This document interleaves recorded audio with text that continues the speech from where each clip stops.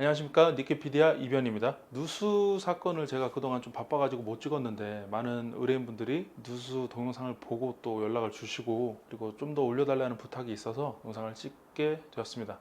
오늘 드릴 말씀은 누수 사건이 발생했을 때 대응 방법에 대해서 말씀을 드릴게요. 대부분은 누수 사건을 대응하시다가 답답한 마음에 유튜브를 검색해서 보시게 될 건데, 그래도 알아두셔야 될 건 첫째도 증거, 둘째도 증거, 셋째도 증거입니다. 원인이 누구에 있나? 우리 피해의 원인자를 규명할 입증 책임 우리한테 있습니다. 그래서 제일 중요한 게 물이 터졌을 때 아니면 물이 새 나올 때 원인자가 누구인지를 정확하게 되도록이면 규명할 수 있도록 그 주변 사실들을 최대한 장악하고 증거를 수집하셔야 돼요. 자, 아파트다. 아파트에 누수가 터지면 먼저 관리 사무소에다가 연락을 하죠. 그 소장님이 같이 오십니다. 그래가지고 윗집에 톡톡톡 하든지 뭐 윗집 전화번호를 찾아가지고 연락을 드리죠. 그럼 윗집에서 문을 열어주는 경우가 있고 문을 열어주지 않는 경우가 있고 소장님만 들어오라고 하는 경우가 있을 거예요. 이런 경우면은 사실 소장님한테 증거 수집을 최대한 증거 수집을 해달라고 요청을 하셔야 돼요. 그러니까 사진 같은 걸 찍어야 되는 거죠. 아니면 내가 들어갈 수 있다. 되도록이면 사진, 증거, 그러니까 사진 찍고 녹음하고 이 두 가지는 기본적으로 하셔야 됩니다. 녹음했을 때 당시 현상에 대해서 그 윗집 주인이나 세입자가 얘기를 하게 되죠. 이걸 반드시 확보를 해야 돼요. 자, 동파부터 말씀을 드리겠습니다. 동파가 터졌어요. 동파가 터졌을 때는 보통 두 가지죠. 우선 배관이 얼어서 확장하면서 터지게 되죠. 그럼 이 원인이 누구한테 있냐, 이거를 가르기가 쉬울까요? 굉장히 어렵습니다. 근데 기본적으로 동파가 터지려면 보일러 잘 떼고 창문 잘 닫아놓고 계속 보일러가 돌아가는 집이었다면 아파트가 동파로 터지는 일은 흔하지는 않아요. 그런데 노후화되면 터질 수 있죠. 자, 그러면 임차인이 동파 배관을 계속 돌려서 동파될 일이 별로 없었다던가, 아니면 외부에 수전이 있을 경우가 있죠. 외부와 맞닿아 있는 수전, 베란다가 샤시가 안 되어 있고 그 부분은 이제 수전을 안 쓰게 되니까 얼어서 터질 수가 있죠. 그럴 때는 보온을 잘 해놔야 되는데, 이런 관리 책임, 물을 졸졸졸 틀어놔라 라는 관리 책임, 따뜻하게 감싸놔라, 물을 틀어놔라, 창문을 다 닫고 보온을 충분히 해놔라, 장기적으로 나갈 때에는 물을 계속 틀어놓던지 아니면 보온 장치를 충분히 해놔라, 전기로 물을 데펴놔라, 이런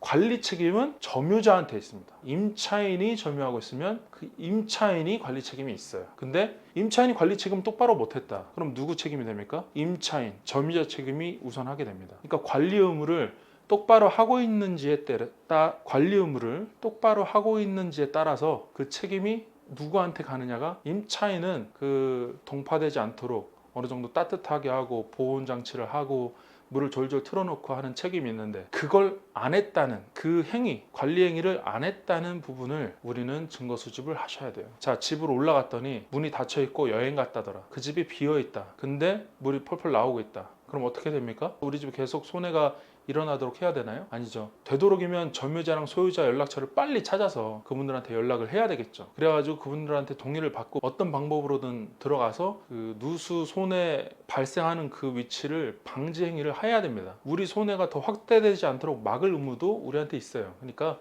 그거를 빨리 조치를 하셔야 돼요. 동파 등으로 저희한테 오는 가장 큰 케이스들을 보면 점유자, 소유자가 윗집에 없는 경우가 많습니다. 그러니까 임대차 계약이 중간에 이제 해지되면서 새로운 임차인이 아직 안 왔거나 아니면 여행을 갔거나 해서 그 집을 빈집으로 놔둘 때에 동파 사고가 일어나는 경우가 있어요. 그럼 관리 책임을 부주의했죠. 아니, 임차인이 거주하고 있는 데에도 베란다 쪽에 창문을 열어놓는 경우에는 동파가 터져도 임차인이 모르는 경우가 있어요. 근데 이때에도 누구 책임이다? 임차인이 점유하고 있는데 창문을 열어놔서 과실이 있죠. 이럴 때는 임차인 책임이 됩니다. 그러니까 이렇게 창문을 열어놨다는 과실을 언제 잡을 수 있을까요? 딱 동파로 문제가 돼서 딱 올라가자마자 창문이 열려있네, 이거는 들어가서 보자마자 그 부분을 찍거나 증거를 확보해야 되는 거예요. 그러니까 이게 그렇게 증거 확보가 정확하게 안 되면 점유자가 책임을 회피하려고 하는 경우가 있습니다. 그러니까 이런 책임 회피를 막으려면 딱 들어갈 때의 녹음이나 사진 등은 굉장히 주의해서 확보를 하셔야 되는 거예요. 이제 이거는 동파일 때고 다른 원인으로 물이 새는 경우가 있어요. 그런 경우에는 누수 원인지를 같이 찾아줘야 되는데 소유자, 점유자가 우리한테 협조를 안 해줘서 보여주지도 않고 찾아주지도 않는다.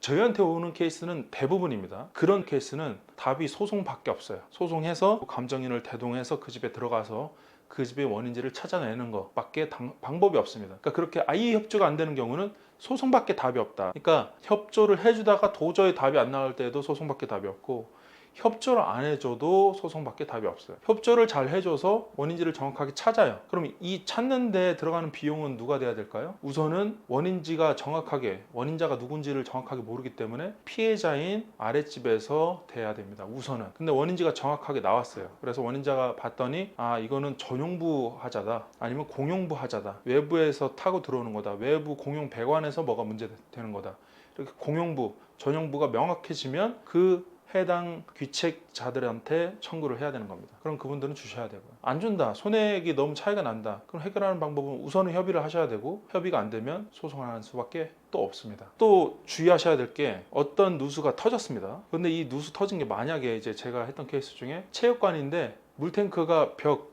천정 위에 있어가지고 물탱크가 터진 적이 있어요. 자, 물건의 하자인지 설치상의 하자인지 그 원인 부위를 정확하게 캐치를 하셔야 돼요. 그러한 원인들을 밝혀주는 모두 누수 탐지업자나 그 해당 업자나 그런 사람들의 녹음을 따셔야 되겠죠. 아니면 사진을 찍어놓고 그 원인이 있던 하자 물품은 나한테 제일 유력한 증거기 때문에 내가 보관을 해야 돼요. 근데 업자가 와서 고쳐주면서 그거 가져가 버리는 경우가 있습니다.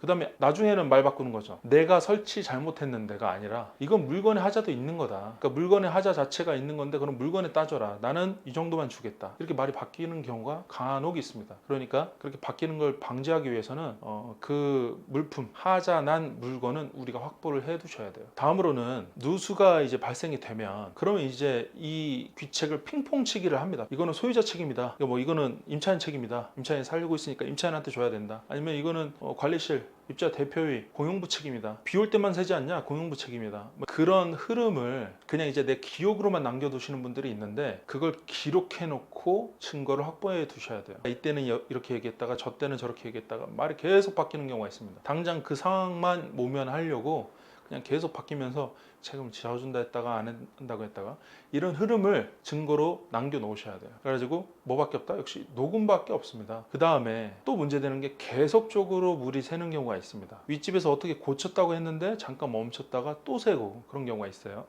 그러면 의뢰인 분들 중에 어떻게 하시는 분들이 있냐면 벽지가 샌다. 그럼 벽지에 물자국이 나지 않습니까? 그거를 사진을 찍어 놓고 물자국을 이렇게 경계선을 해서 몇 월 며칠, 좀 더 늘어나면 몇 월 며칠, 몇 월 며칠 이렇게 체크하시는 분들이 있어요. 이거는 저는 좋다고 생각했습니다. 이렇게 물이 늘어나는 게 보이니까요. 그게 계속적으로 기록이 되면 그것도 증거의 효력이 있습니다. 또 다른 방안으로는 물이 또 떨어지는 집이 있습니다. 똑똑 떨어지면 일정량이 계속 떨어지니까 그것이 어느 정도 양이 떨어지는지를 이제 체크를 하시는 분들이 있어요.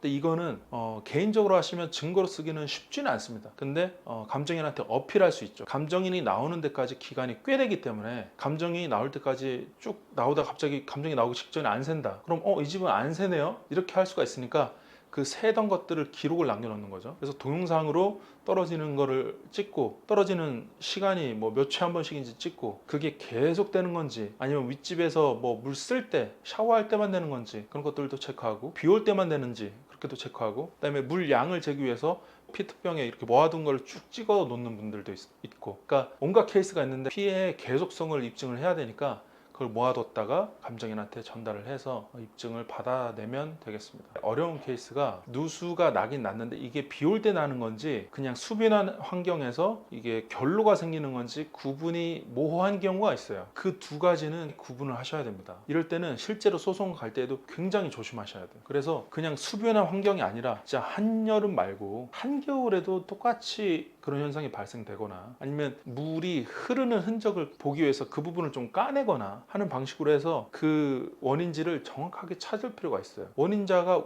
우리 자신일 수가 있거든요. 수변한 환경으로 그 집을 관리한. 그렇기 때문에 그런 부분에 대해서는 굉장히 주의를 요한다. 그러니까 이게 결론지 누수인지의 판단은 탐지업자를 좀 몇 번을 동원을 해서라도 정확하게 판단을 하실 필요가 있어요. 그럼 이거는 소송 전에 누수에 대해서 말씀을 드린 거고 소송 중인데 또 물이 셉니다. 그럼 어떻게 해야 될까요? 소송 중이니까 뭐 재판부나 변호사가 다 알아서 해줄까요? 전혀 그렇지 않습니다. 우선은 집이 더 이상 손해가 확대되지 않도록 방지할 의무가 우리한테 있어요. 곧 있으면 감정이 오긴 오는데 지금 당장 물 새는 거는 좀 막아달라, 피해가 너무 확대된다, 이렇게 고지를 했는데 이미 소송이 들어간 걸 아니까 그럼 이 고치는 과정을, 원래는 어떻게 돼 있었는데 지금 어떻게 고칠 거고, 그래서 어떻게 고쳤다는 과정을 남겨놔야 되겠죠. 그럼 우리 집의 피해 현상과 그동안 진행 상황에 따라서 이 자료를 다 가지고 감정인이 누수원인을 뽑을 수 있습니다. 그러니까 그 흐름에 대해서도 증거를 남겨놓으셔야 된다라는 거. 이렇게 오늘 증거가 굉장히 중요하고 재판이 어디까지나 증거로 움직임을 다시 한번 강조를 드린 거니까 증거 수집에 만전을 기해 주십시오. 이런 증거가 없더라도 충분히 소송 중에 증거를 확보하면서 갈 수가 있고,